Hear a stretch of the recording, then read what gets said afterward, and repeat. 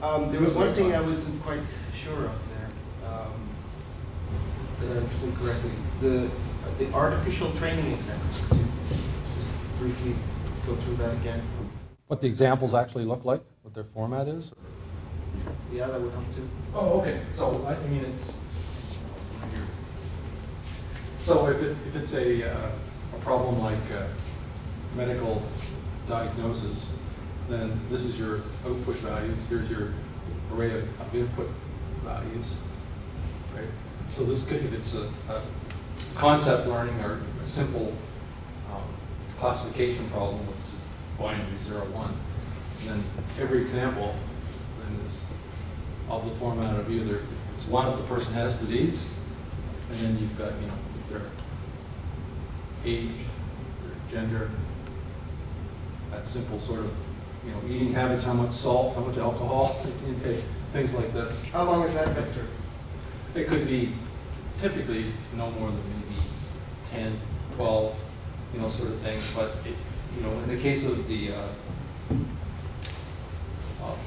problem of transforming your passport neutral image to a smiling face, now the problem changes from this being a classification problem to one of now the output consists of instead, well, this one is about 30 by 30 pixels, and you're outputting 30 by 30 pixels. So now you've got 900 inputs and 900 outputs. And it still works basically in the same sorts of way, but you got a lot more computation to do.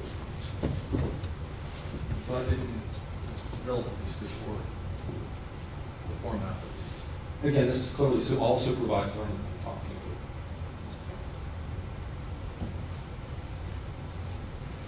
This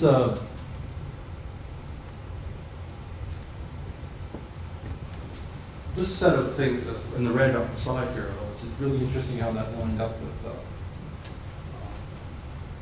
proposal. Actually, McNaughton and Jim Collin proposed, and they didn't really do any modeling. Well, that's not quite true, I guess, because McNaughton did it a little bit, but that was their kind of proposal as to how you might do consolidation well. It turned out that those were some of the things that we found that actually does allow you to integrate things in something.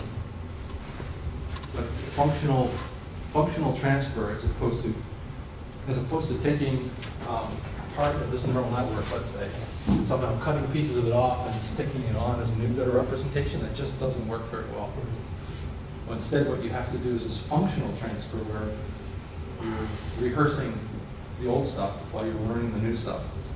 The rehearsal aspect ensures functional integrity while representation changes.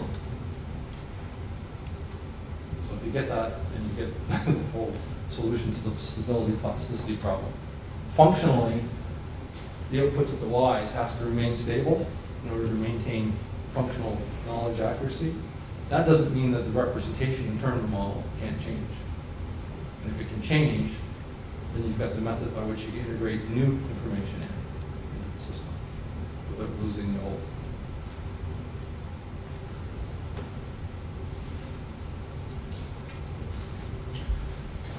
What if you transfer from multiple sources, but they conflict in terms of the conclusion? Yeah, well, in this particular paradigm, what you'll tend to find is that there's related knowledge that it's helpful. If there's information within the network that's helpful, then you will typically, it's pretty rare to get a model that's worse than signal task learning.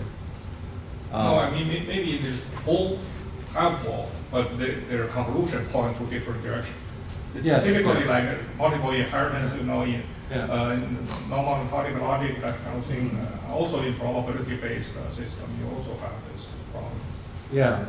Well, the other interesting thing that's happening in here is that if you do have a mixture of informative information on the secondary or source examples, it turns out that they end up being, it seems like that this is how we characterize it, is almost being like noise.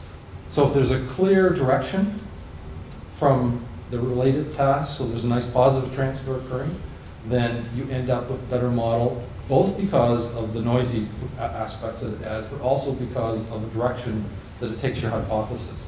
If you have a mixture of helpful and unhelpful thing, then you end up with noise affecting the model, and that noise can actually build slightly better models, not much. And if it does build slightly worse models, then sometimes they're not really statistically significant in the difference. The worst case scenario is when you have completely unrelated and correlated. So in other words, you've learned a whole bunch of models about how to, well, I'll use an athletic. You've learned a whole bunch of models about how to play racket sports, tennis, ping pong, that sort of thing. And now you're learning how to play chess. And you're transferring knowledge from how to play racket sports to playing chess. And maybe it's so that there's a kind of cohesive whole, and you're transferring it to a new thing, that you get some pretty negative effects you can potentially sort of thing. But if it's noise, if it's really kind of noisy, in other words, there's conflicts amongst it, then it appears to be helpful only because it provides that statistical, stochastic sort of noise, which helps you. The actual thing that happening there is it bumps you out of a local minimum.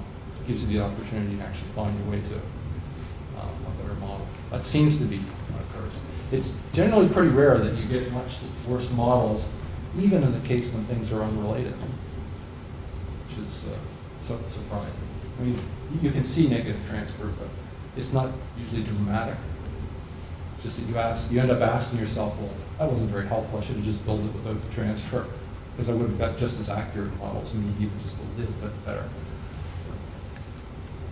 In terms of time savings, how much time are you saving? I mean, when you say, okay, I'm learning something new, I have to keep training my old stuff, you know? Yeah. Okay, well, that sounds like, I mean, it could be essentially that it just takes just as long as if you learned all of them at the same time. But it sounds like you're saying, okay, we're saving some time by transferring something that we learned before. What's the time savings? Yeah, actually, you're pretty much right. It's not huge. So here's what the two graphs look like. This is the case of where you're starting from all random weights for everything. And then what I can show you is the learning curve then on the training data, right, for all the models. So let's say we have 3 models. So this is the primary task that we're interested in learning. So it comes down like this, and then it hits 0, which is noise in the data, right? And then this is for one of the secondary tasks, right? And then here's the curve for secondary. Here's the third tertiary task sort of thing. So it does that type of thing. Okay, here's the curve now in the case of where we maintain a representation. For these two, what of course you see is that the error is like this, right from the very beginning, for both of them, because it already had the good model, right, for it. What happens to this guy here is that it's more like this sort of thing, and then eventually it does this kind of swoop. It finds itself, so to speak, in that representation. And there are times when this can take as long as that. In terms of iterations, right? And with our current computing technology to simulate this, it can take almost as much. I think this goes back to task similarities or relatedness mix. Yes. That'd be a horrible question, but I'm also curious, like, what exactly is transferred? Is it the knowledge of the domain, like you're talking about the river examples, or is it the method itself, like you're talking about with the facial expression, like how do you apply? What exactly is transferred between those tasks, or is it a little bit of both? Maybe Well, the best characterization I can give to it is that it's provision of an inductive bias that helps you find the best model.